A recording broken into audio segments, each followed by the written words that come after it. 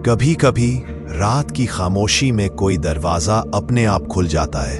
कभी किसी पुराने घर से आती है एक अनजानी सिसकी, और कभी हवा में तैरती है किसी अधूरी दुआ की गंध। लोग कहते रहे ये सब वहम है, पर जो देख लेता है, जो सुन लेता है, वो जानता है हर रूह की अपनी एक कहानी होती है। ये वही कहानियां हैं जहां डर, दर्द और रहस्य एक साथ सांस लेते हैं, जहां अंधेरा भी बोलता है और खामोशी भी चिल्लाती है। तो अब अपने कमरे की बत्तियां बुझा दो, कानों में हेडफोन लगाओ, क्योंकि जो आप सुनने जा रहे हैं वो सिर्फ कहानी नहीं, एक रूहानी किस्सा है। तो चलिए शुरू करते हैं आज की कहानी। नमस्कार दोस्तों, मेरा नाम सृष्टि है और मैं मुंबई की रहने वाली हूँ। यहीं पर एक मल्टीनेशनल कंपनी में मैं जॉब करती हूँ। बचपन से ही मैं इसी शहर में रही हूँ। ऐसे में मेरी सोच, मेरे विचार सब मॉडर्न थे। भूत प्रेत जैसी बातें मुझे बस अंधविश्वास और बेफिजूल बनावटी लगती थीं। लेकिन फिर एक बार मेरे साथ एक ऐसा डरावना हादसा हुआ जिसके बाद से मेरी सारी सोच और मेरे वो सारे मॉडर्न ख्याल धरे के धरे रह गए। और आज उसी भयानक हादसे की मैं आप लोगों के सामने ये कहानी लेकर आई हूँ। दरअसल ये बात आज से लगभग 4 साल पहले की बात है। एक बार मैंने और मेरे फ्रेंड्स ने छुट्टियों में राजस्थान जाने का सोचा। हमने कभी राजस्थान देखा नहीं था, सिर्फ उसके बारे में सुना था। तो वहां जाने का और वहां की कुछ जगहों को देखने के बारे में हमने सोच लिया था। अब जब हम उस ट्रिप पर निकले तो उसमें हम टोटल 4 लोग थे, 2 लड़के और 2 लड़की, जिसमें एक लड़के का नाम विकास, दूसरे का दीपक और उन दोनों के अलावा आराध्या और मैं थी। इस तरह वो 4 लोगों का ग्रुप था और हम चारों ही बहुत अच्छे दोस्त थे, क्योंकि हम बचपन से ही साथ पढ़े लिखे थे और अब एक ही कंपनी में काम भी करते थे। वैसे हम 4 लोगों में से जो विकास था वो हमेशा से ही मुझे पसंद करता था, मुझसे प्यार करता था, लेकिन मैंने हमेशा उसे एक दोस्त की नजर से देखा था। जब भी वो अपने प्यार का इजहार मुझे करता तो मैं उसकी बातों को मजाक में ले लेती थी। हम लोग ने राजस्थान जाने के लिए हमने जयपुर की फ्लाइट पकड़ी और रात के लगभग 11 बजे के आसपास हम लोग जयपुर पहुंच गए। वहां पहुंचकर एयरपोर्ट से ही हमने एक कैब बुक की, जिसने हमें एक होटल में छोड़ दिया, जहां पर पहले ही अपने रूम बुक कर दिए थे। मेरा और आराध्या का एक रूम था, वही दीपक और विकास एक रूम में थे। उस रात रूम में जाकर फ्रेश होकर नाश्ता करके थके होने की वजह से हम लोग सो गए थे। सुबह 9 बजे के आसपास हमारी नींद खुली तो हमने नहा धोकर नाश्ता किया और जयपुर घूमने के लिए निकल गए। लगभग 2 दिनों तक हमने जयपुर का सफर किया। अब हम कहीं दूसरी जगह जाना चाहते थे। ऐसे में हमने गूगल पर सर्च किया कि आखिर राजस्थान के किस राज्य में जाना ठीक होगा, और ऐसे में हम लोग उदयपुर के लिए रवाना हो गए। हमने उदयपुर जाने की फ्लाइट पकड़ी। वहां पर जाकर उस दिन तो हमने आराम किया और अगले दिन उदयपुर घूमने का हमने प्लान किया। फिर उदयपुर से ही हमने एक गाड़ी किराए पर ली और वहां के गांव घूमने के लिए निकल गए थे। इन सब में कब शाम हो गई हमें पता ही नहीं चला। फिर जब हम उदयपुर वापस लौट रहे थे तो एक गांव से गुजरते टाइम अचानक हमें ऐसा लगा जैसे हमारी गाड़ी के सामने से कोई भागते हुए गुजर गया हो। ये महसूस होते ही हमने अपनी गाड़ी के ब्रेक लगाए। देखा कुछ भी नहीं था, कहीं किसी का एक्सीडेंट ना हो गया हो। इसलिए हमने गाड़ी में से उतरकर बाहर आकर देखा, परंतु कुछ भी नजर नहीं आया। फिर वापस अपनी गाड़ी में बैठकर हम वहां से जाने के लिए थोड़े ही आगे बढ़े थे कि हमें थोड़ी दूर गाड़ी की हेडलाइट में दिखाई दिया कि अंधेरे में कोई आदमी सड़क पर लेटा हुआ है। ये देखकर हमने गाड़ी का हॉर्न बजाया, लेकिन वो आदमी अपनी जगह से नहीं हटा। अब ये देखकर आराध्या बोली, लगता है कोई शराब के नशे में सड़क पर पड़ा हुआ है। तभी दीपक बोला, मैं देखता हूं। तो हम बोले, हम सभी देखते हैं। ये कहकर फिर हमने गाड़ी रोकी और वहां जाकर देखा कि वो आदमी पेट के बल पड़ा हुआ था। ये देखकर विकास उसकी तरफ देखते हुए बोला, हेलो भाई साहब, अरे बीच रास्ते में क्यों पड़े हो? एक्सीडेंट हो जाएगा, मरने का इरादा है क्या? परंतु उस आदमी ने कोई जवाब नहीं दिया। फिर विकास और हम सब लोग एक दूसरे की तरफ देखने लगे। तभी दीपक उसकी तरफ हाथ बढ़ाने को हुआ तो उस आदमी ने पलटकर हमारी तरफ देखा तो हमारी चीख निकल गई, क्योंकि उसका चेहरा ऐसा लग रहा था जैसे पूरा चेहरा जला हुआ हो। आंखों की पुतली बिल्कुल सफेद रंग की लग रही थी। वो बड़ा डरावना था, जिसे देखकर हम सबकी चीख निकल गई और हम लोग भागते हुए वापस गाड़ी में आ गए थे। ये देखकर हमारी तो दिल की धड़कन ही बढ़ गई थी।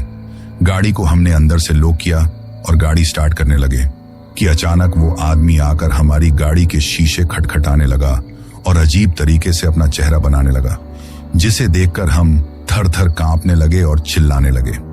वही विकास ने बड़ी मुश्किल से गाड़ी स्टार्ट की।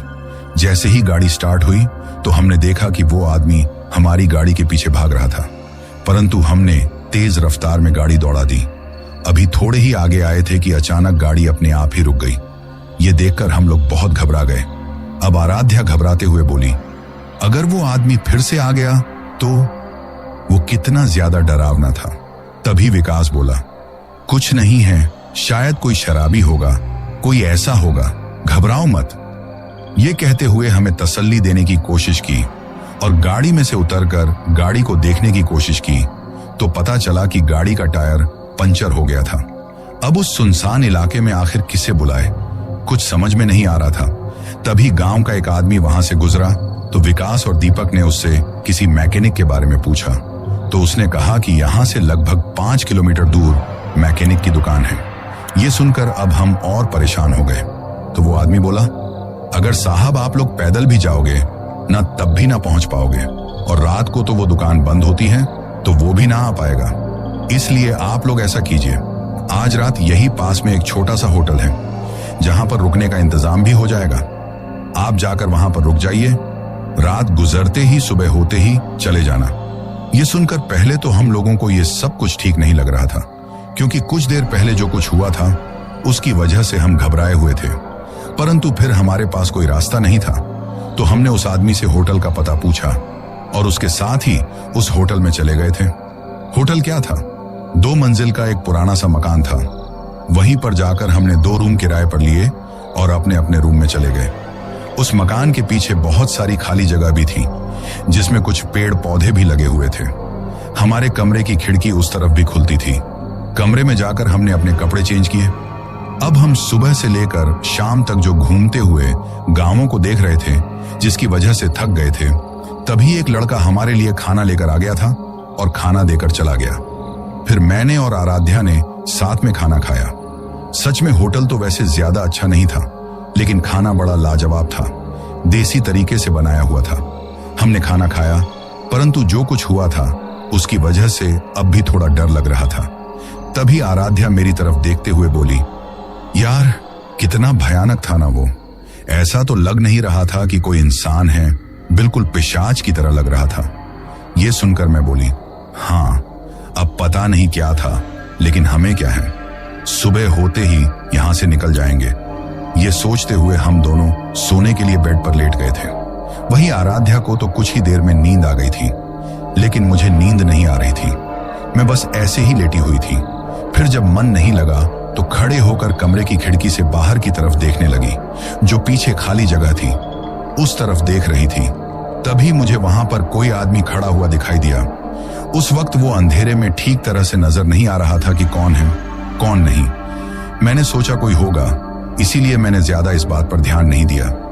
मैं उस तरफ देखते ही जा रही थी। तभी मैंने देखा कि वो आदमी मेरी तरफ बढ़ने लगा, परंतु मेरे लिए ये हैरानी की बात थी कि वो आदमी एक रोबोट की तरह चलते हुए आ रहा था। ये देखकर मैं हैरानी से उसकी तरफ देखने लगी।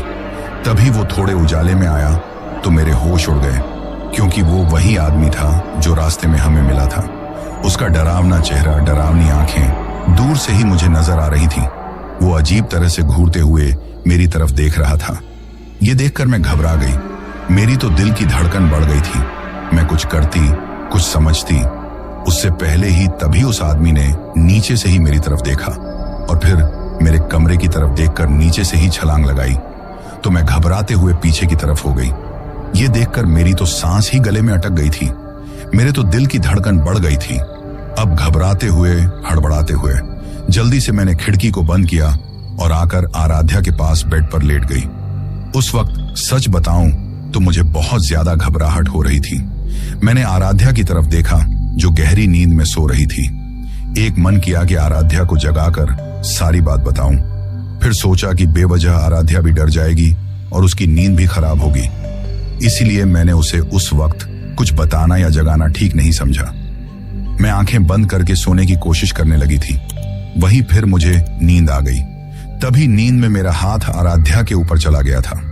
जैसे ही मेरा हाथ उसकी तरफ गया तो मैंने अपनी आंखें खोली तो मेरे होश उड़ गए, क्योंकि वही आदमी मेरे बगल में लेटा हुआ था और मेरा हाथ उसके ऊपर था। ये देखकर मैं थर थर कांपते हुए चिल्लाने लगी। उस वक्त घबराहट इतनी ज्यादा हो रही थी कि घबराहट की वजह से मेरी आंखें बंद हो गई थीं। तभी मैंने आराध्या की आवाज सुनी तो कुछ देर बाद आंखें खोलकर देखा तो वहां पर कोई नहीं था। वही आराध्या मेरी तरफ देखते हुए बार बार पूछ रही थी कि क्या हुआ, इतना क्यों चिल्ला रही हो। तो मैं घबराते हुए बोली, कुछ नहीं, बस एक डरावना सपना देखा था। ये कहकर मैं सोने के लिए वापस लेट गई। अब मुझे समझ में नहीं आ रहा था कि मैंने सच में सपना देखा था या मेरे मन का कोई भ्रम था। कुछ समझ नहीं पा रही थी, परंतु अब घबराहट की वजह से नींद नहीं आ रही थी। आराध्या तो कुछ ही देर में सो गई थी, लेकिन मुझे नींद नहीं आ रही थी। कुछ देर बाद मैं फिर से आंखें खोलकर देखा, कुछ भी नजर नहीं आ रहा था। अब मैं भगवान को याद करते हुए फिर से सोने की कोशिश करने लगी थी कि तभी मुझे ऐसा लगा जैसे किसी ने मेरे गाल को टच किया हो। यह महसूस होते ही मैंने आंखें खोलकर देखा तो वही आदमी मेरे ऊपर झुका हुआ था और अजीब तरह से मुस्कुराते जा रहा था। उसका डरावना चेहरा देखकर मैं थर थर कांपते जा रही थी। उस वक्त चिल्लाना चाहती थी, लेकिन मेरी आवाज गले में अटक गई थी। मैं आराध्या को जगाना चाहती थी, लेकिन जैसे हाथ पैर ही काम नहीं कर रहे थे, तभी वो आदमी सीधे ही हवा में उड़ने लगा और इसी तरह मेरे ऊपर झुके हुए ही हवा में उड़ गया। मुझे तो समझ में भी नहीं आ रहा था कि अब मैं क्या करूं। बस घबराते हुए उस तरफ देख रही थी। उस वक्त दिलो दिमाग ने काम करना ही छोड़ दिया था। तभी वो आदमी मेरी तरफ देखते हुए भयानक आवाज में बोला, पता था मुझे, तुम लौट कर वापस जरूर आओगी तुम, और फिर मुझसे बचकर नहीं जा पाओगी। ये कहते हुए भयानक हंसी हंसने लगा। ये सुनकर मैं बहुत ज्यादा घबरा गई और घबराते हुए कब बेहोश हो गई मुझे पता ही नहीं चला। सुबह जब मुझे होश आया तो मैंने देखा कि कमरे में कोई नहीं है। ये महसूस होते ही मैंने घबराते हुए इधर उधर देखा और आराध्या का नाम लेकर चिल्लाते हुए आवाज लगाने लगी। तभी आराध्या बाथरूम से बाहर आई और बोली, क्या हुआ? तो मैं घबराते हुए बोली, तुम कहाँ थी? तो आराध्या बोली, अरे यार, नहा कर आ रही हूं। ये सुनकर मैं कुछ नहीं बोल पाई तो वो मेरे पास आकर बोली, क्या हुआ, कोई तकलीफ है क्या? तो मैं अपने घबराते हुए उसे रात की सारी बात बताई। मेरी बात सुनकर वो बोली, अरे यार, ऐसा कुछ नहीं है, तुम्हारे मन का भ्रम है, तुमने डरावना सपना देखा होगा। और वैसे भी रात को तुमने मुझसे बोला तो था कि तुमने कोई डरावना सपना देखा है, तो बस डरावना सपना है और कुछ नहीं। अब जल्दी से जाओ, नहाकर तैयार हो जाओ, हम लोगों को यहां से तो निकलना है ना। ये सुन मैं बोली, हाँ, और बाथरूम में आ गई। अब बाथरूम का गेट अंदर से लॉक करके मैं नहाने के बारे में ही सोच रही थी कि तभी सामने दीवार पर खून से लिखा हुआ दिखाई दिया। पता था वापस लौटकर जरूर आओगी। ये देखकर मैं घबरा गई। मुझे रात की भी बात याद आई जब उस डरावने आदमी ने मुझसे यही सब कुछ बोला था। तभी मुझे ऐसा लगा जैसे पूरी बाथरूम में किसी की भयानक हंसी गूंज रही है। ये सब सुनकर और सामने जो लिखा हुआ था उसे देखकर घबराते हुए मैं चिल्लाने लगी। तो मेरे चिल्लाने की आवाज सुनकर बाथरूम के गेट के पास आकर आराध्या गेट खटखटाते हुए बोली, क्या हुआ, तुम ठीक तो हो ना? तो अब मैंने जल्दी से गेट खोला और हड़बड़ाते हुए घबराते हुए बोली, वहां पर। ये कहते हुए दीवार की तरफ देखा, परंतु अब कुछ भी नजर नहीं आया। तो ये देखकर मैं हैरान रह गई कि ऐसा कैसे हो सकता है। तभी मेरी तरफ देखते हुए हैरानी से आराध्या बोली, क्या है? तो मैं घबराते हुए कुछ समझ नहीं पा रही थी। तभी आराध्या बोली, लगता है तुम उस सपने से कुछ ज्यादा ही डर रही हो, जबकि ऐसा कुछ नहीं है। अगर तुम इस तरह घबराती रहोगी ना तो हमें यहीं पर शाम हो जाएगी। अरे बाबा, जल्दी से नहा कर आओ, हमें यहां से निकलना भी तो है। ये सुनकर मैं बोली, हाँ, और फिर मैं नहाने लगी, लेकिन बहुत ज्यादा घबराहट हो रही थी। अब जल्दी से नहाकर मैं आराध्या के साथ कमरे से बाहर आई, जहां दीपक और विकास हमारा इंतजार कर रहे थे।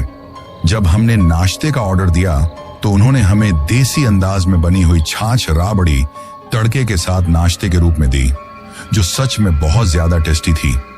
हमने वो नाश्ता किया और उसी वक्त तय कर लिया कि अब यहां से कुछ गांव घूमकर फिर उदयपुर चले जाएंगे और अगले दिन पूरे उदयपुर शहर को घूमकर वहां से किसी दूसरे शहर के लिए निकल जाएंगे। तभी मैकेनिक भी आ गया था। जैसे ही मैकेनिक गाड़ी का टायर ठीक करने लगा तो मैं उसकी तरफ देख कर रही थी, तो मुझे रात वाले आदमी का ही वही डरावना चेहरा उसमें नजर आने लगा। तो ये देखकर मैं बहुत ज्यादा डर गई और घबराते हुए मैं जोर जोर से चिल्लाने लगी। अब मुझे घबराते देखा, चिल्लाते देखकर सब मुझे संभालते हुए बोले, क्या हुआ? अब विकास मेरी तरफ देखते हुए बोला, क्या हुआ, तुम ठीक तो हो ना? ये सुनकर मैंने डरते हुए उस आदमी की तरफ फिर से देखा, तो अब वो डरावना चेहरा मुझे नजर नहीं आ रहा था और वो मैकेनिक अपना काम कर रहा था। ये देखकर ऐसे में मैं तो कुछ समझ नहीं पा रही थी। तभी आराध्या दीपक और विकास की तरफ देखते हुए बोली, रात को भी इसने कोई डरावना सपना देखा था और नींद में से उठकर चिल्लाने लगी थी। तभी दीपक बोला, कुछ नहीं, हम लोग यहां से चलेंगे ना। कल शायद वो कोई शराबी था, पता नहीं साला कौन था, उसकी वजह से ये घबराई हुई है और उसकी वजह से ही ये सब कुछ हुआ है। ये कहते हुए फिर उस मैकेनिक से बात करने लग गया। वहीं उसने मैकेनिक ने जल्दी से हमारी गाड़ी का टायर चेंज किया और हम लोग वहां से आने के लिए रवाना हो गए। जब मैं अपने फ्रेंड्स के साथ गाड़ी में बैठकर वहां से निकली तो तभी गाड़ी के अंदर ही जैसे तेज हवा का झोंका आया और कोई मेरे कान में कहकर चला गया, वापस लौट आई हो तो अब मैं तुम्हें नहीं छोड़ूंगा, मेरे साथ तो तुम्हें रहना ही होगा। ये कहते हुए एक भयानक सी हंसी मेरे कान में गूंजने लगी। वो सब कुछ मुझे साफ सुनाई दिया था। तो मैंने घबराते हुए चारों तरफ देखा। आराध्या अपने फोन में लगी हुई थी, विकास ड्राइविंग कर रहा था और साथ में ही दीपक, और वो किसी बात को लेकर बातें कर रहे थे। अब मैं घबराते हुए कुछ नहीं बोल पाई और खिड़की से बाहर की तरफ देखने लगी थी। अब हम लोग उदयपुर न लौटकर पास की ही एक गांव में चले गए थे। वहां देखने लगे, घूमने लगे। काफी खूबसूरत गांव था, लेकिन जो कुछ मेरे साथ हो रहा था उसके बाद तो मुझे घबराहट के साथ कुछ भी समझ में नहीं आ रहा था। न किसी चीज का कोई होश था मुझे। इस तरह परेशान देखकर मेरे दोस्त मुझे समझाने की कोशिश कर रहे थे कि ऐसा कुछ नहीं है, मैंने डरावना सपना देखा है। मैं उनके साथ घूम रहे थे। फिर हम लोग एक नहर के किनारे आकर बैठ गए और आपस में बातें करने लगे। हंसी मजाक चल रहा था। अब मैं उस वक्त अपने साथ जो कुछ हुआ था उसे कुछ देर के लिए भूल गई थी। उस वक्त सबके साथ बातें करते हुए मैं नहर की तरफ देखे जा रही थी कि तभी नहर के पानी में मुझे एक लाश तैरती हुई दिखाई दी, जो तैरते हुए किनारे की तरफ आ रही थी। ये देखकर मैं खड़े होकर उस तरफ देखने लगी। तभी उस लाश का चेहरा देखा तो मेरे होश उड़ गए, क्योंकि वो वही डरावना आदमी था। ये देखकर मैं बहुत ज्यादा घबराने लग गई। कुछ बोलती उससे पहले ही उस लाश ने आंखें खोलकर अजीब तरह से मुस्कुराते हुए मेरी तरफ देखा और धीरे धीरे हंसने लगा, तो उसके मुंह से खून निकलने लगा था। ये देखकर मैं घबराते हुए जोर जोर से चिल्लाने लगी। मैं बहुत ज्यादा डर गई थी। मेरे चिल्लाने की आवाज सुनकर सभी मुझे संभालने लगे और पूछने लगे कि क्या हुआ, लेकिन मैं कुछ बता नहीं पा रही थी। बस बार बार उस तरफ देखे जा रही थी और वो लाश हंसते ही जा रही थी। तभी मुझे इस तरह परेशान देखकर हर कोई पूछ रहा था कि क्या हुआ, तो अब मैंने घबराते हुए, हड़बड़ाते हुए मैंने नहर की तरफ इशारा किया। जब उन लोगों ने उस तरफ देखा तो कुछ भी नजर नहीं आया। अब मुझे भी कुछ भी नजर नहीं आ रहा था, लेकिन मैं बहुत ज्यादा डर गई थी, थर थर कांपे जा रही थी। मेरी ऐसी हालत देखकर विकास सबकी तरफ देखते हुए बोला, लगता है सृष्टि की तबीयत ठीक नहीं है, हम लोगों को वापस चलना चाहिए। ये सुनकर आराध्या बोली, हाँ ये ठीक है। तभी दीपक बोला, चलो चलते हैं। अब हम सब लोग अपनी गाड़ी के पास में आए और गाड़ी में बैठकर वहां से आने के लिए रवाना हो गए। उस वक्त मैं बहुत ज्यादा घबरा गई थी, बस कांपते ही जा रही थी। इस बार दीपक गाड़ी चला रहा था और विकास और आराध्या के बीच में मैं बैठी हुई उनका हाथ पकड़कर बैठी थी, क्योंकि मुझे बहुत ज्यादा डर लग रहा था। ऐसा लग रहा था जैसे अभी वो डरावना आदमी मेरे सामने आएगा और मुझे डराएगा। मुझे तो ये समझ में नहीं आ रहा था कि वो डरावना आदमी आखिर मेरे पीछे क्यों पड़ा है, क्यों मुझे डराने की कोशिश करता है, क्यों मुझे दिखाई देता है, क्यों बार बार एक ही शब्द मुझसे बोलता है कि मैं वापस लौट आई हूं, जबकि मैं तो पहली बार यहां पर आई हूं। मैं तो किसी को यहां जानती भी नहीं हूं, तो मेरे साथ ये सब कुछ क्यों हो रहा है। ये सोचकर मैं और ज्यादा डर रही थी। मैं इस बारे में विकास और आराध्या दोनों से बात करना चाहती थी, लेकिन घबराहट की वजह से कुछ बोल नहीं पा रही थी। वही विकास बार बार दीपक से कह रहा था कि जल्दी से यहां से चलो, क्योंकि उसे मेरी चिंता थी। तभी हमने देखा कि हम जिस सड़क पर चल रहे थे उसे आगे कोई रास्ता ही नहीं जा रहा था। सिर्फ थोड़ा साइड में एक कच्चा रास्ता था। यह देखकर हमें काफी हैरानी हुई कि अचानक सड़क खत्म कैसे हो गई। हम आए थे तब तो पूरी थी, कुछ समझ में ही नहीं आ रहा था। अब जो रास्ता था उसी पर दीपक ने अपनी गाड़ी बढ़ा दी थी। हम लोग उस रास्ते पर चल रहे थे। थोड़ा उबड़ खाबड़ रास्ता था। अब विकास ने मेरी तरफ देखते हुए कहा, घबराओ मत, हम वापस जल्दी पहुंच जाएंगे, कुछ नहीं होगा। लेकिन मैं घबराते हुए हड़बड़ाते हुए बोली, वो डरावना आदमी, वो आदमी मुझे नहीं छोड़ेगा। वो आदमी। इससे आगे मैं कुछ नहीं बोल पा रही थी। अब हमें सफर करते हुए काफी देर हो गई थी, लेकिन वो कच्चा रास्ता खत्म होने का नाम नहीं ले रहा था। चारों तरफ बंजर ही बंजर जमीन नजर आ रही थी। कुछ समझ में नहीं आ रहा था कि आखिर हम कहाँ हैं। न दूर दूर तक कोई आदमी दिखाई दे रहा था। ऐसे में कुछ भी समझ में नहीं आ रहा था। तभी विकास बोला, हम लोगों को वापस चलना चाहिए, क्योंकि हम लोग रास्ता भटक गए हैं और यहां से वापस चलेंगे तो इस सड़क पर जाकर किसी आदमी को रोककर रास्ता पूछ लेंगे। हम रास्ता भटक गए हैं, यह सुनकर दीपक बोला, हाँ, और हमने अपनी गाड़ी वापस आने के लिए मोड़ दी। लेकिन यह देखकर हमें हैरानी हुई कि काफी देर चलने के बाद भी हमें अब कोई सड़क भी नहीं मिली। हम उसी जगह में घूम रहे थे। वो पूरा रास्ता ही हमें भूल भुलैया लग रहा था।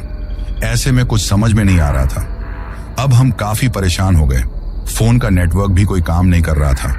ये देखकर मेरी तो दिल की धड़कन ही बढ़ती जा रही थी। मैं बहुत ज्यादा घबराने लगी तो हर कोई मुझे तसल्ली देने लगा कि जल्दी ही रास्ता मिल जाएगा।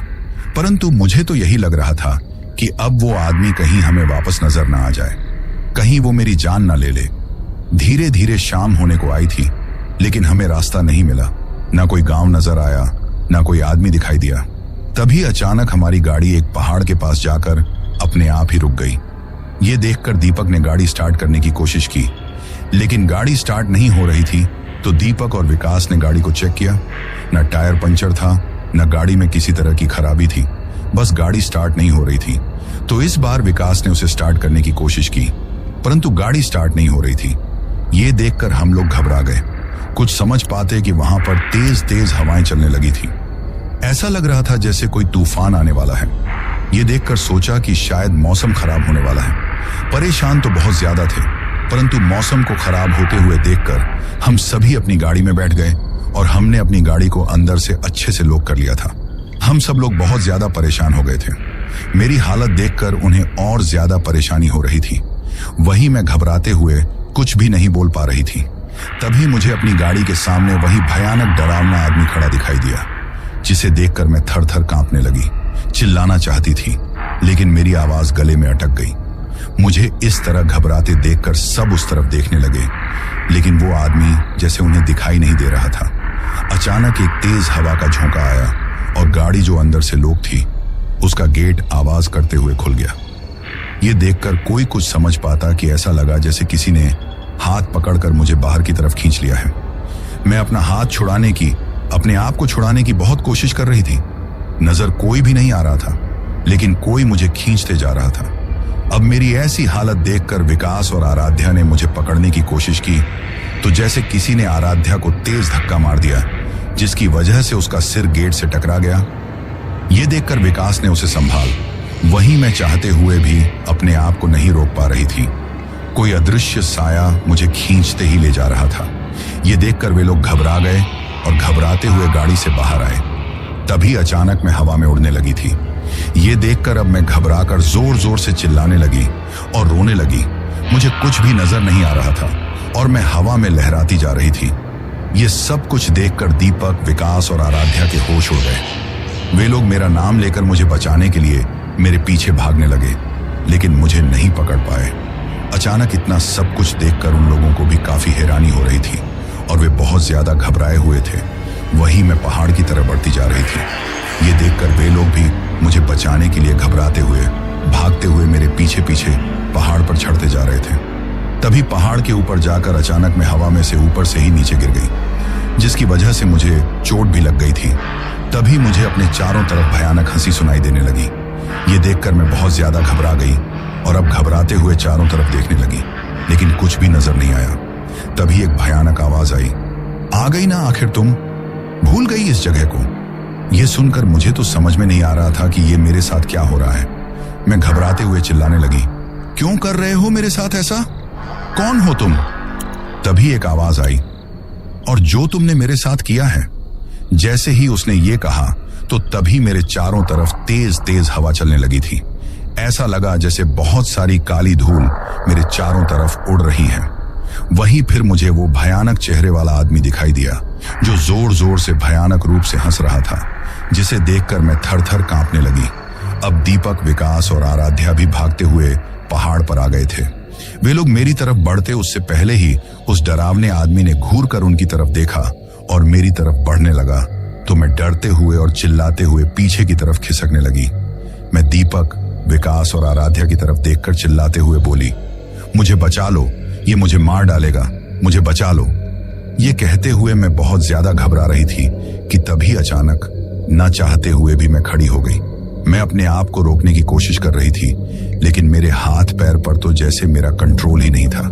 मेरे हाथ पैर जकड़ते जा रहे थे और मैं पीछे की तरफ खिसकते जा रही थी, जबकि पीछे की तरफ खाई ही थी और मैं उस खाई के किनारे पर पहुंच गई थी।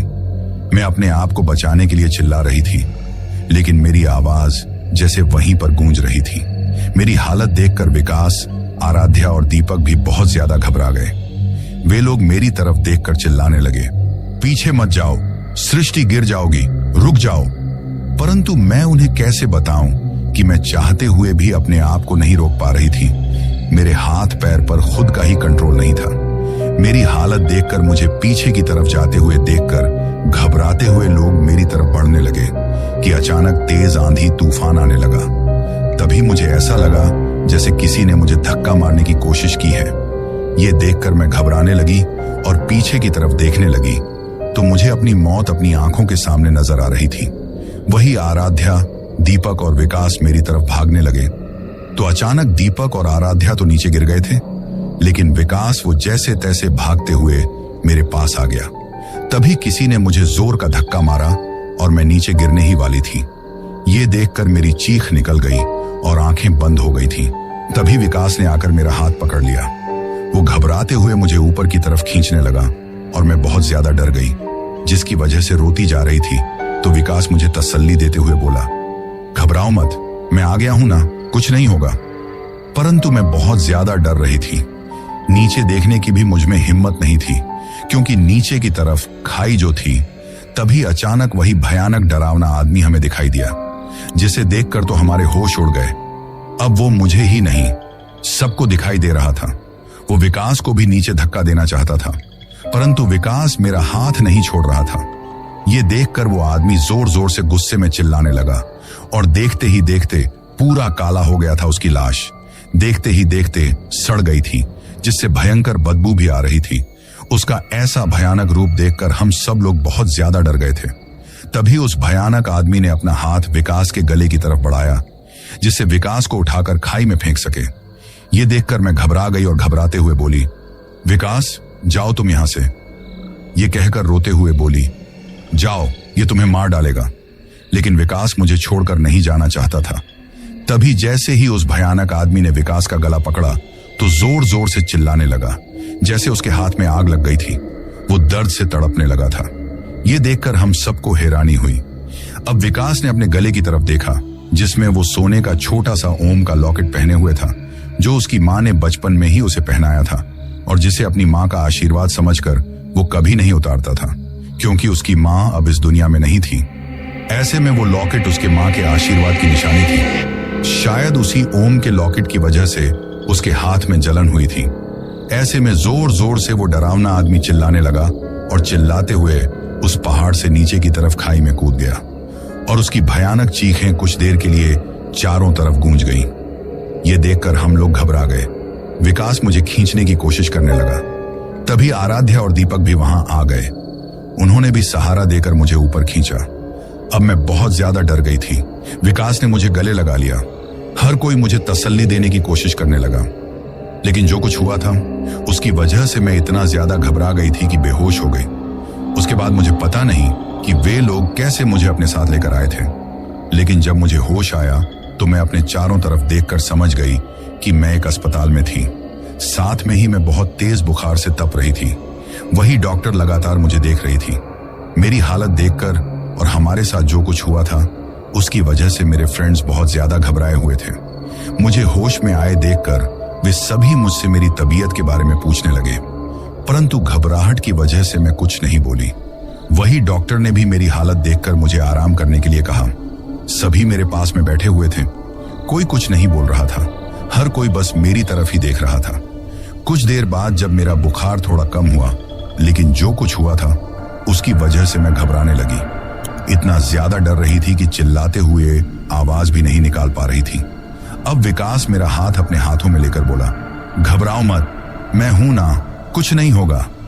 ये कहते हुए मुझे तसल्ली देने की कोशिश करने लगा, लेकिन सच बताऊं तो उस वक्त मैं इतना ज्यादा घबरा गई थी कि कुछ समझ में नहीं आ रहा था कि क्या करूं। तभी उन लोगों से मुझे पता चला कि वे लोग मुझे पहाड़ से नीचे लेकर आए थे। विकास गोद में उठाकर मुझे नीचे लेकर आया था और बेहोशी की हालत में फिर गाड़ी में लाकर मुझे लिटा दिया। जैसे ही गाड़ी स्टार्ट की तो इस बार गाड़ी स्टार्ट हो गई थी, तो तेज रफ्तार में वहां से आने के लिए दीपक ने गाड़ी दौड़ा दी। उस कच्चे रास्ते पर आगे बढ़ते गए तो उन्हें एक सड़क नजर आई, तो वे लोग उसी पर अपनी गाड़ी दौड़ाने लगे। तभी पास के ही कस्बे के अस्पताल में मुझे एडमिट करवा दिया गया था। ये सुनकर मैं चाहते हुए भी कुछ नहीं बोल पा रही थी। तभी डॉक्टर ने कहा कि मेरी हालत को देखकर अभी छुट्टी नहीं दी जा सकती, ऐसे में मुझे वहीं पर रुकना होगा। वो रात का वक्त था और ऐसे में मेरे पास एक कोई ही रहना अलाउड था, तो आराध्या मेरे पास रुक गई। दीपक और विकास बाहर चले गए थे। वही दवाइयों के असर से कुछ ही देर में मुझे नींद आ गई थी, तो आराध्या एक बेंच पर मुझे सोते हुए देखकर सोने के लिए लेट गई थी। तभी मुझे ऐसा लगा जैसे मेरी सांस उखड़ रही है। मुझे सांस लेने में तकलीफ होने लगी, जिसकी वजह से मेरी नींद खुल गई। तो मैंने घबराते हुए आंखें खोली और सामने का नजारा देखकर मेरे होश उड़ गए, क्योंकि वही डरावना आदमी मेरे ऊपर हवा में लहरा रहा था और जोर जोर से सांस ले रहा था, जिसकी वजह से मेरे मुंह से ऐसा लग रहा था जैसे कोई मेरे प्राणों को, मेरी जान को पकड़कर जबरदस्ती शरीर से बाहर निकालने की कोशिश कर रहा है। उस वक्त मुझे सांस लेने में तकलीफ हो रही थी, तो मैं चिल्ला तो नहीं सकती थी। ऐसे में मैं अपने आप को बचाने के लिए छटपटाने लगी। मेरी सांस रुकने लगी।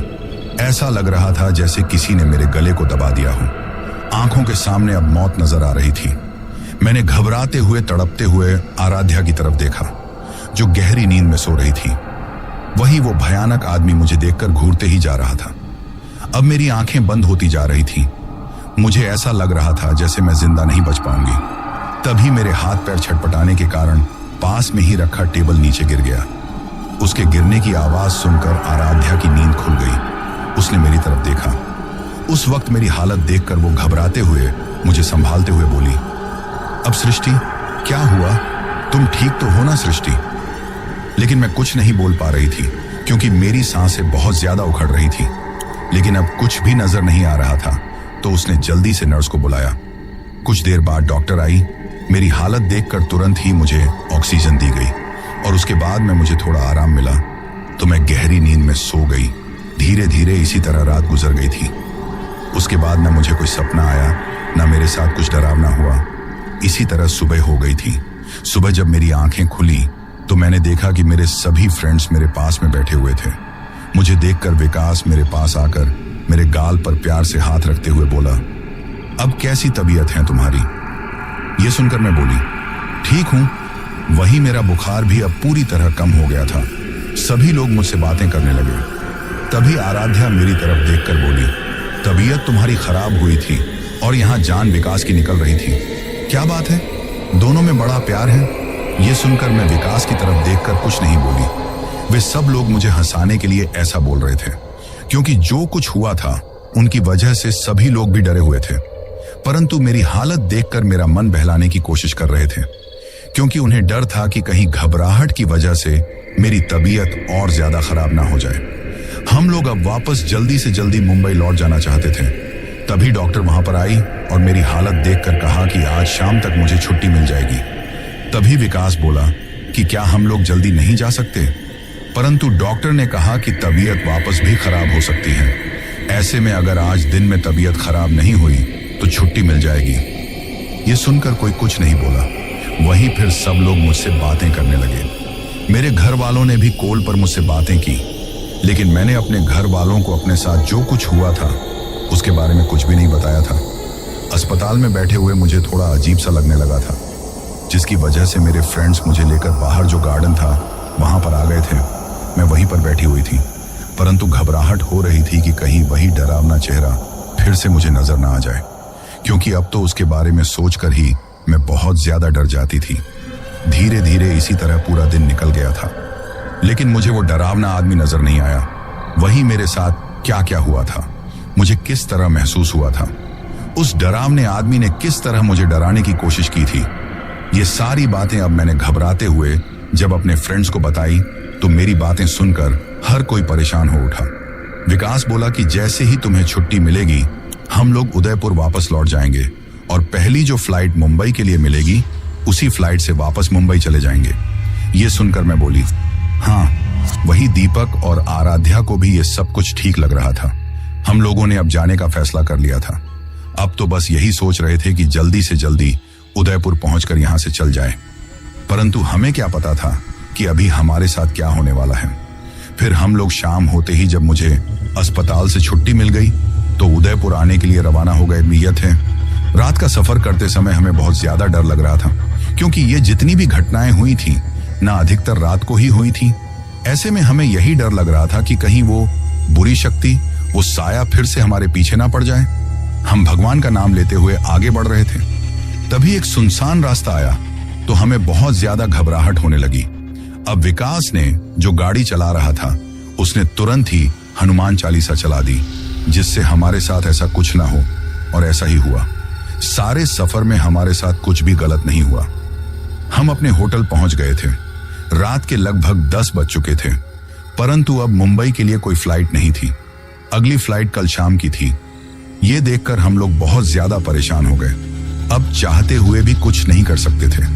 वहां रहना हमारी मजबूरी थी और हमें घबराहट भी हो रही थी, परंतु हम ये सोच भी रहे थे कि हो सकता है कि अब हमारे साथ कुछ ना हो। मुझे बहुत ज्यादा थकान हो रही थी, क्योंकि मेरी तबीयत तो पहले ही ठीक नहीं थी। तो विकास ने मुझे कुछ खाना खिलाकर दवाई दे दी थी। फिर मैं और आराध्या अपने रूम में और विकास और दीपक अपने रूम में चले गए थे। दवाई के असर से कुछ ही देर में मुझे नींद आ गई थी और शायद मुझे सोते हुए देखकर आराध्या भी सो गई थी।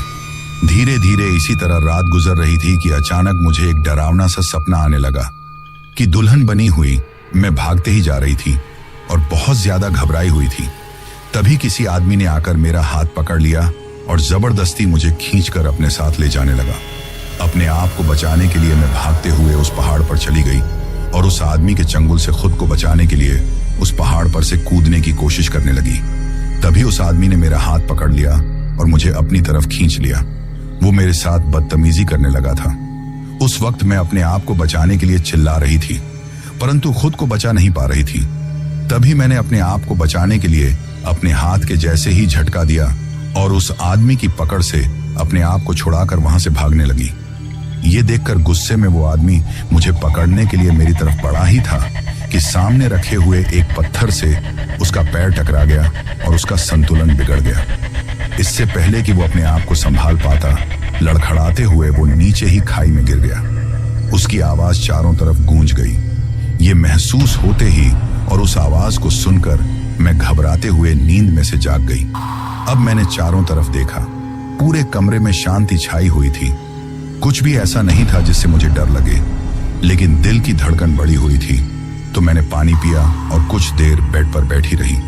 तभी मुझे अपने कमरे की छत की तरफ से कुछ आवाज आने लगी। जैसे ही मैंने कमरे की छत की तरफ देखा तो ऊपर की तरफ जो झूमर था ना लाइट का, उसमें वही भयानक चेहरा मुझे नजर आने लगा था।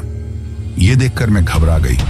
तभी उस डरावने आदमी ने मेरी तरफ देखकर जोर जोर से हंसना शुरू कर दिया और देखते ही देखते हुए फिर नीचे कूदकर मेरे सामने पूरे रूप में आ गया।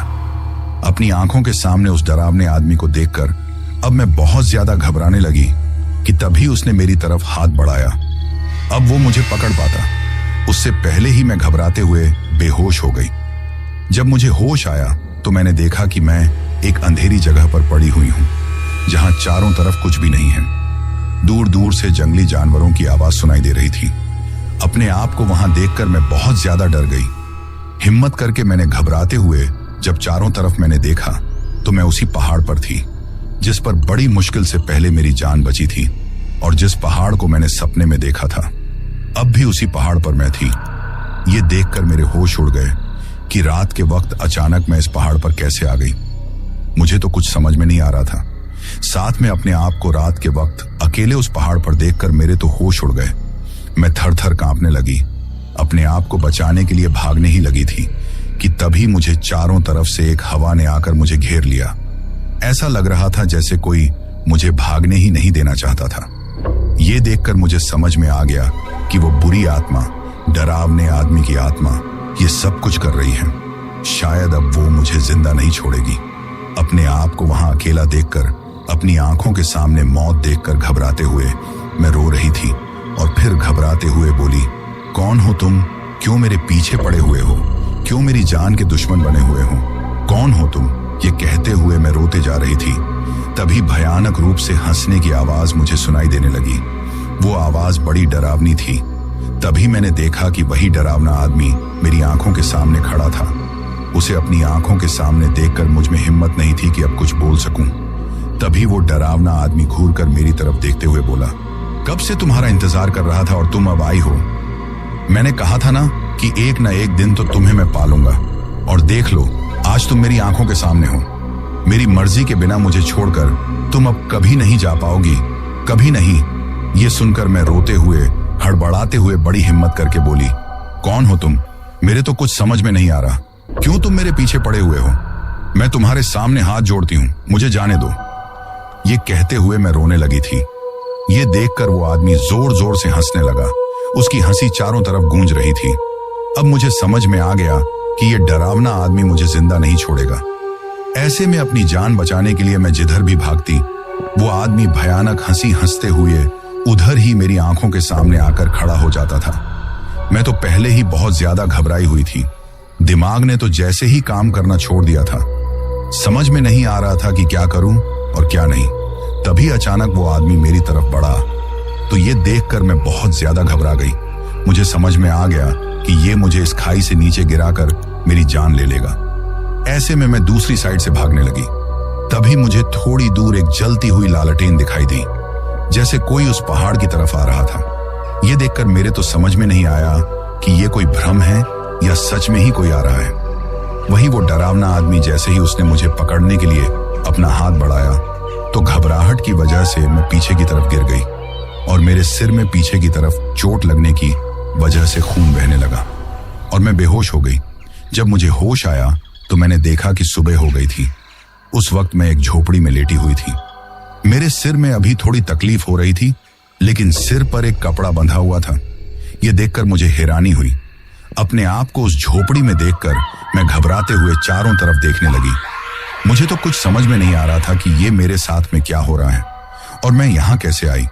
तभी एक बूढ़ा आदमी वहां पर आया और बोला, कैसी हो बेटा? तो उसे देखकर घबराते हुए मैं कुछ नहीं बोल पा रही थी।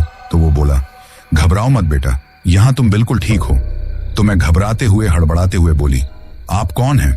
ये सुनकर वो आदमी बोला, बेटा मैं यही पास में अपने खेतों में जो जंगली बेर हैं उनकी रखवाली करता हूं। ऐसे में रात और दिन यही रहता हूं। पास के ही गांव का रहने वाला हूं, तो घर परिवार में से कोई ना कोई खाना लेकर आ जाता है। ये सुनकर हड़बड़ाते हुए मैं बोली, लेकिन मैं यहां कैसे?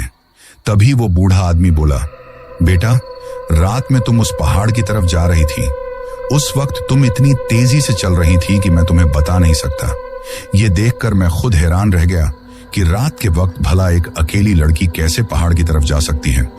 तभी मुझे उस पहाड़ से जुड़ी हुई बातें याद आईं कि उस पहाड़ पर जो भी रात के वक्त गया है वो जिंदा नहीं बचा।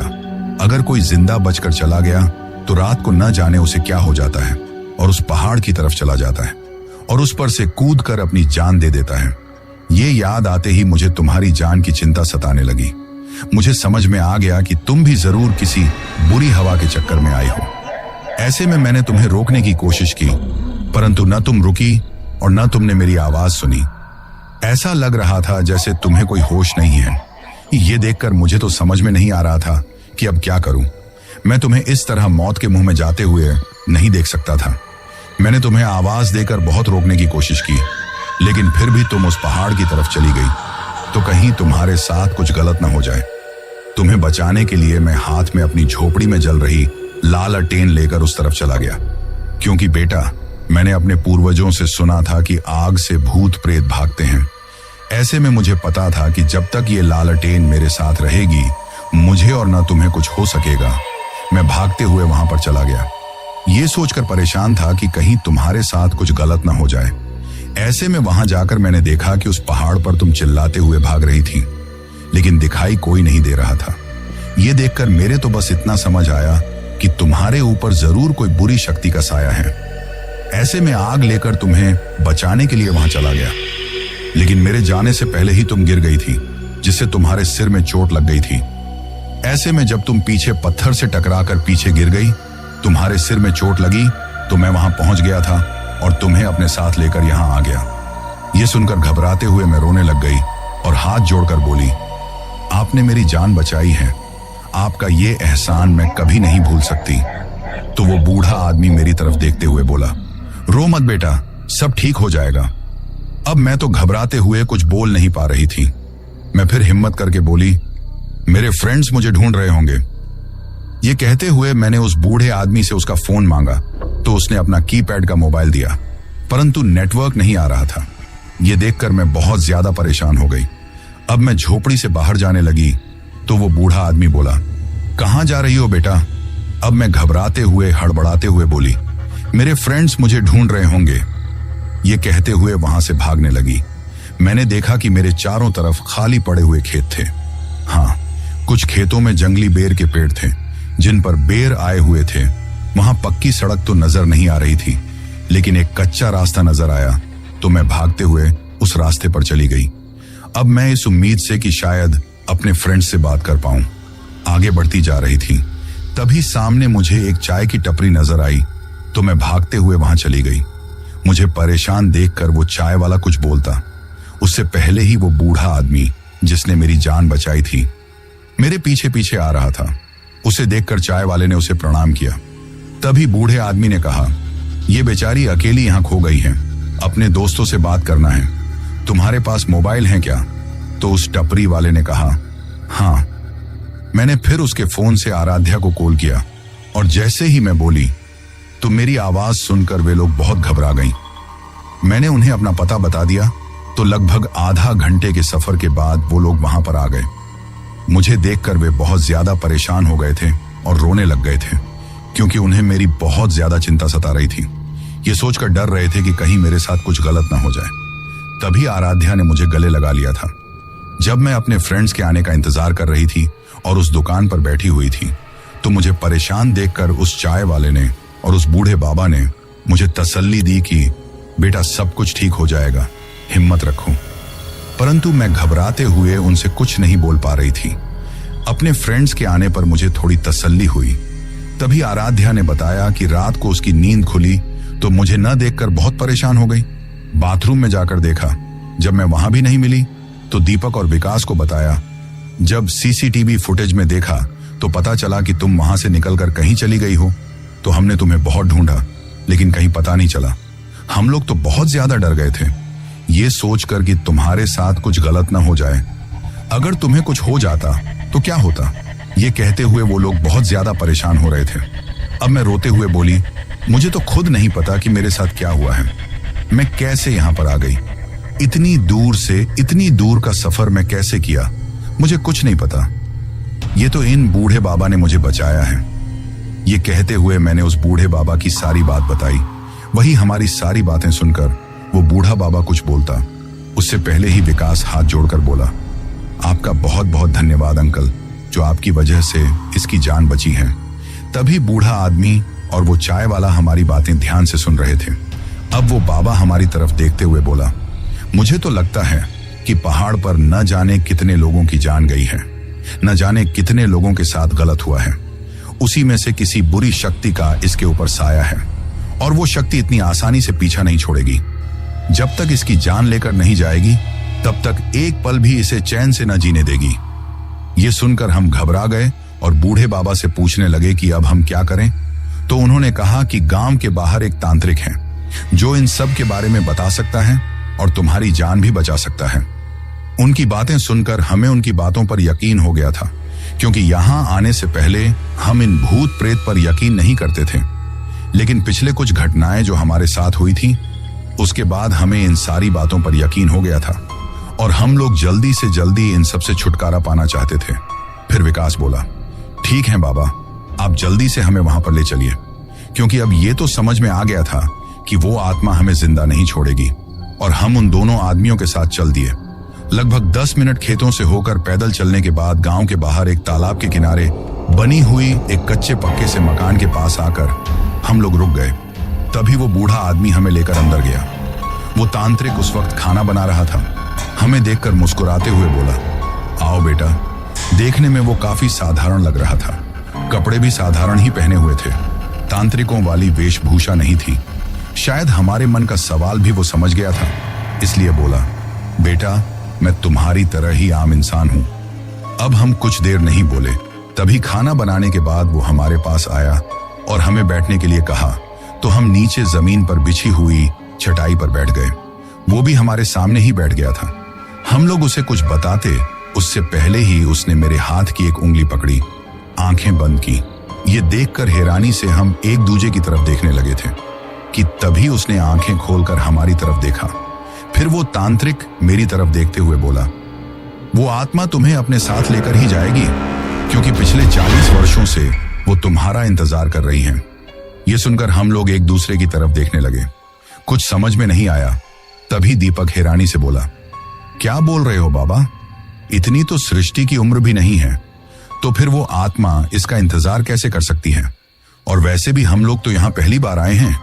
ये सुनकर वो तांत्रिक बोला, मैं जानता हूं बेटा कि तुम पहली बार आए हो, लेकिन ये इस जन्म की बात नहीं है, पिछले जन्म की बात है। अब तो इसका पुनर्जन्म हुआ है। पुनर्जन्म की बात सुनकर हमारी तो हैरानी का ठिकाना नहीं रहा। अब आराध्या बोली, हम कुछ समझे नहीं बाबा।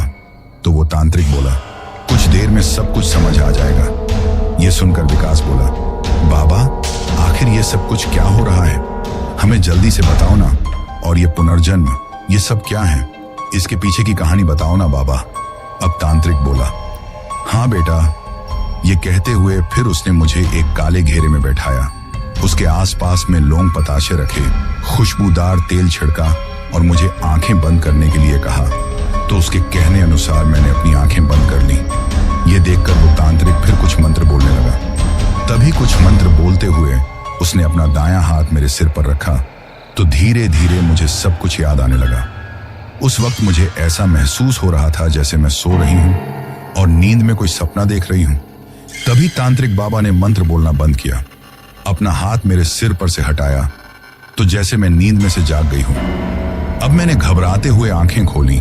वहीं मुझे इस तरह घबराते देखकर सभी लोग हैरानी से मेरी तरफ देख रहे थे। तभी मैं कुछ बोलती, उससे पहले ही वो तांत्रिक बाबा बोला, इसे तो सब कुछ दिखाई दे गया है। अब मैं तुम्हें बताता हूं कि आखिर वो आत्मा इसके पीछे क्यों पड़ी है। उसकी बात सुनकर हम उस तांत्रिक बाबा की तरफ देखने लगे। तो उस तांत्रिक बाबा ने जो बातें बताई और जो मुझे सपने में दिखाई दी थी, वो सारी बातें एक जैसी थी। उसने जो बताया और जो मैंने देखा था, उसके बाद तो हम सब लोग काफी ज्यादा हैरान और परेशान थे, क्योंकि हमें समझ में आ गया था कि वो आत्मा अब हमारा पीछा नहीं छोड़ेगी। कुछ ना कुछ तो करना होगा, क्योंकि वो आत्मा मेरे पिछले जन्म से मेरे पीछे पड़ी हुई थी। मेरे पिछले जन्म में मेरा नाम लक्ष्मी था और मैं राजस्थान के उदयपुर के पास के इस छोटे से गांव की रहने वाली थी। जिस छोटे से गांव के पास में वो पहाड़ हैं और वही के पास के ही गांव में मेरी बहन का ससुराल था। मैं अपने घर परिवार में छोटी थी, 4 भाई थे। बड़ी बहन की शादी हो गई थी। मेरी बड़ी बहन मुझसे उम्र में लगभग 12 साल बड़ी थी, क्योंकि वो सबसे बड़ी थी। उसके बाद 4 भाई थे और उसके बाद मैं थी। वहीं मेरे जीजा जी मेरी दीदी से उम्र में 10 साल बड़े थे। ऐसे में लगभग मुझसे 12 साल बड़े थे। मैं उनकी बेटी की उम्र की थी, परंतु उनकी नजर मेरे प्रति ठीक नहीं थी। मेरी बहन के कोई संतान नहीं हुई थी। काफी इलाज करवाने पर जब कोई फायदा नहीं हुआ, तो दीदी के ससुराल वाले उन्हें परेशान करने लगे। मेरे जीजा जी की हमेशा मुझ पर ही गंदी नजर थी, और ऐसे में जब मैं शादी लायक हुई तो उन्होंने और उसके घर वालों ने मेरा रिश्ता मांग लिया। पहले तो मेरे घर वालों ने इनकार कर दिया, परंतु दीदी के ससुराल वालों ने कहा कि अगर उन्होंने मेरा रिश्ता तय नहीं किया तो वे कहीं दूसरी जगह से शादी कर लेंगे। ये सुनकर मेरे घर वाले परेशान हो गए। उन्हें लगने लगा कि शायद मेरी शादी मेरे जीजा जी से कर देने के बाद मेरी बहन की जिंदगी भी जैसे तैसे गुजर जाएगी, लेकिन अगर जीजा जी ने कहीं दूसरी शादी कर ली तो मेरी बहन की जिंदगी बर्बाद हो जाएगी। इसके साथ में ही हमारे घर की आर्थिक स्थिति भी ठीक नहीं थी, तो घर वालों की इतनी हालत नहीं थी कि मेरे लिए अच्छा रिश्ता तलाश कर सके। लोगों की बातें भी उन्होंने सुनी। हर कोई बस यही कह रहा था कि मेरी शादी मेरे जीजा जी से हो जाए, यही बेहतर है। लोगों का कहना था कि आदमी की भला क्या उम्र देखी जाती है। मैंने ये सुना तो मुझे सच में लोगों की सोच पर, अपने जीजा जी पर बहुत गुस्सा आया, क्योंकि मैं उनकी बेटी की उम्र की थी और वो मुझसे ही शादी करने का ख्वाब देख रहे थे।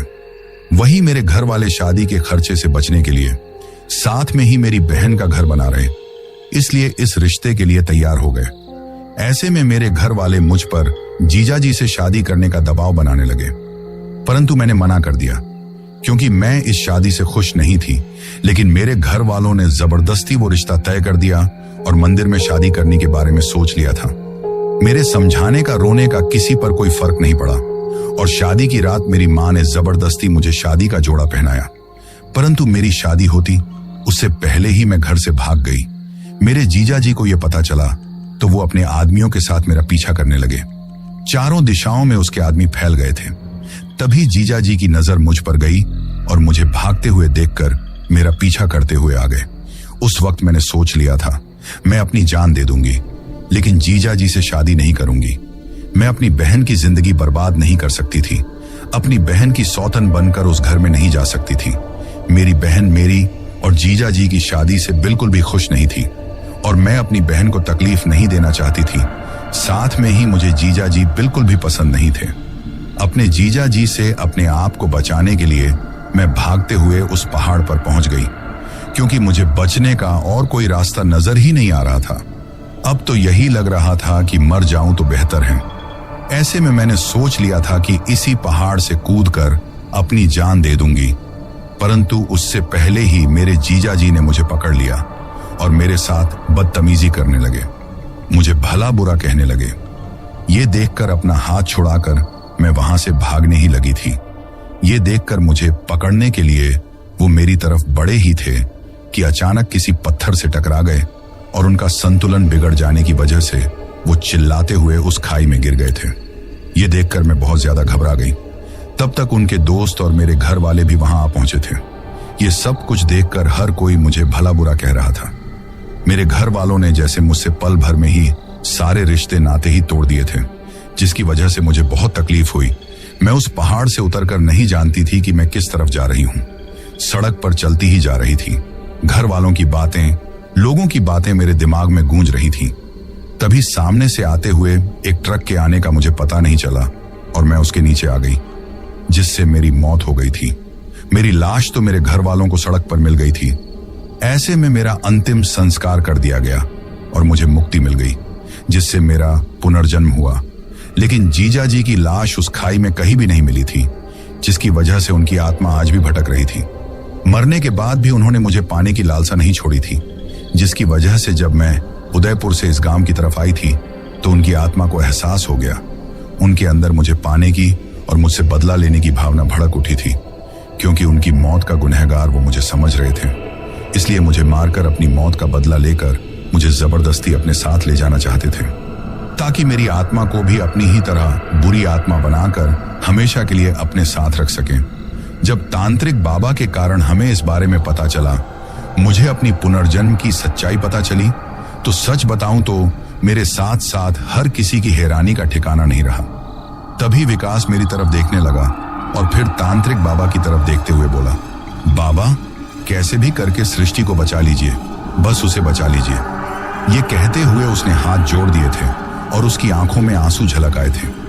मैं अब तक विकास के प्यार को मजाक में लिया था, लेकिन आज सच बताऊं तो कहीं ना कहीं मैं भी उससे प्यार करने लग गई थी, क्योंकि विकास की आंखों में मेरी प्रति सच्चा प्यार जो नजर आ रहा था। हमारी बातें सुनकर फिर तांत्रिक बाबा ने अपनी आंखें बंद की, कुछ मंत्र बोले और आंखें खोलकर कहा, उस आत्मा से मुकाबला करना इतना आसान नहीं है, लेकिन वो आत्मा रात के वक्त ज्यादा शक्तिशाली होती है, क्योंकि रात के वक्त ही उसकी मौत हुई थी। वो तुम्हें दिन के वक्त में सिर्फ डरा सकती है। ये कहते हुए उसने कुछ लौंग के दाने हम सबको हाथ में दिए और कहा, इन्हें लेकर जल्दी से यहां से निकल जाना और पहली फ्लाइट पकड़कर अपने घर के लिए चले जाना, फिर कभी लौटकर इस जगह पर मत आना। इसके साथ में ही जितनी जल्दी हो सके, ये कहते हुए मेरी तरफ देखकर तांत्रिक बाबा बोले, शादी कर लेना। जब तक तुम शादी नहीं करोगी तब तक वो आत्मा इसी तरह भटकती रहेगी, तुम्हें पाने की कोशिश करेगी। मैं सिर्फ आज रात के 12 बजे तक उस आत्मा को रोक सकता हूँ, उसके बाद वो आत्मा आजाद हो जाएगी। तब तक तुम्हें हमेशा के लिए इस गांव को छोड़कर अपने घर के लिए लौटना होगा। उसके बाद जल्दी ही शादी करनी होगी, तभी तुम्हें इन सब से मुक्ति मिल सकती है। उसे तांत्रिक बाबा की बात सुनकर हम सब ने एक दूसरे की तरफ देखा। अब हम देर नहीं करना चाहते थे, इसलिए उन लौंग को अपने साथ लेकर हम लोग अपनी गाड़ी में बैठकर वहां से जाने के लिए रवाना हो गए। अभी हम थोड़े ही आगे बढ़े थे कि अचानक ऐसा लगा जैसे हमारी गाड़ी अजीब सी आवाज करने लगी थी। ये देखकर हम घबरा गए। तभी विकास ने कुछ सोचा और गाड़ी में हनुमान चालीसा चला दी, जिसकी वजह से धीरे धीरे सब कुछ शांत हो गया। हमें पता था कि भगवान की शक्ति ही उस बुरी आत्मा को रोक सकती है।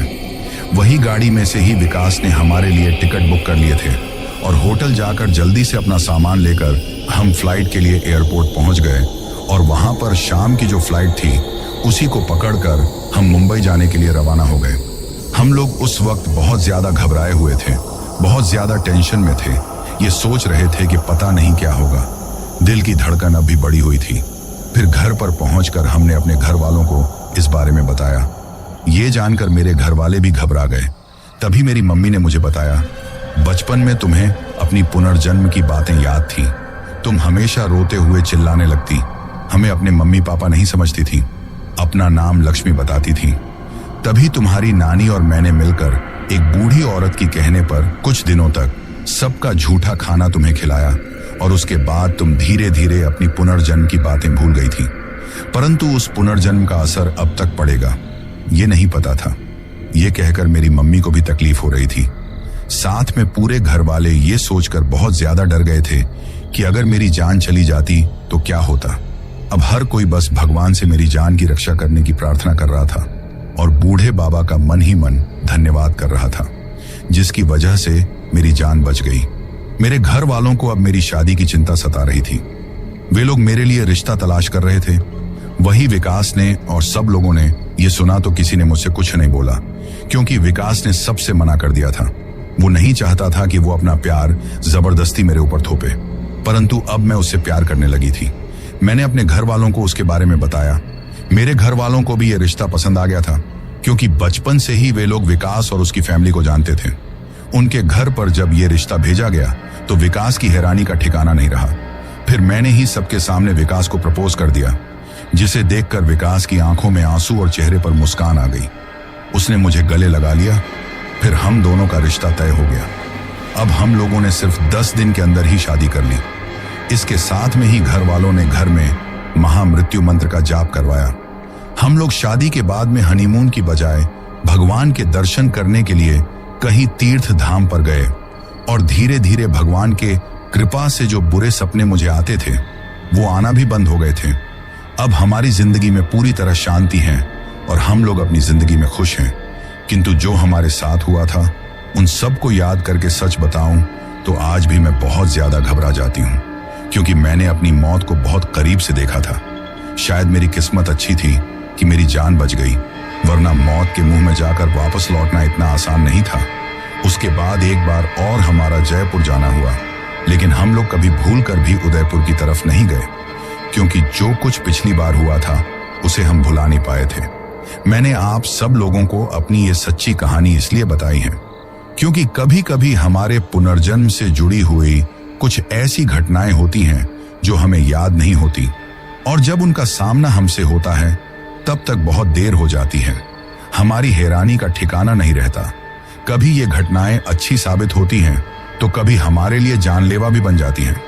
हम में से बहुत सारे लोग ऐसे हैं जिनका पुनर्जन्म होता है, परंतु बस कुछ लोगों को छोड़कर ही हर किसी को अपना पुनर्जन्म याद नहीं रहता। कभी कुछ ऐसा होता है कि पुनर्जन्म याद आ जाता है तो कभी ये जिंदगी भी बीत जाती है, लेकिन पुनर्जन्म के बारे में कुछ भी पता नहीं चलता। वैसे उस घटना के बाद एक बात तो मेरे लिए अच्छी हुई कि विकास जैसा लाइफ पार्टनर मुझे मिला और मुझे अपने प्यार का एहसास हुआ। इसके साथ ही अपनी पिछली जिंदगी के बारे में भी जानने को मुझे मिला, जिनके बारे में जानकर चाहे मुझे तकलीफ ही हुई हो, लेकिन आखिर में जान तो पाई कि मेरा पुनर्जन्म हुआ है।